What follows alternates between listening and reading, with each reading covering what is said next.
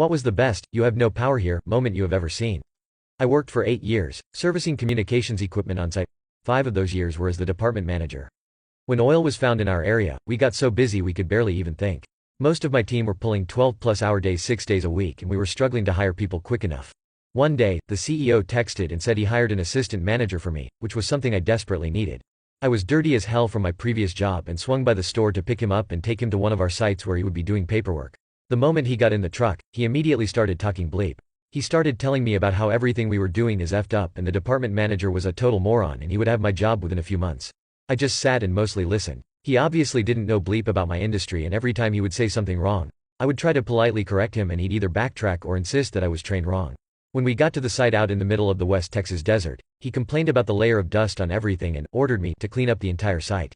When I sat down at my desk, the guy continued to bleep my ear off about everything that was wrong and chastised me for sitting down at my desk when he told me to clean up the site. So I called for a taxi, filled out a notice of termination, and handed it to him. He looked absolutely shocked. Then he defiantly protested that only the CEO could fire him. I said, "And my name, right?" He sheepishly nodded, so I stuck my hand out for a handshake and introduced myself. I can teach anyone how to service equipment, but I don't have a clue how to teach someone to not be in bleep hole.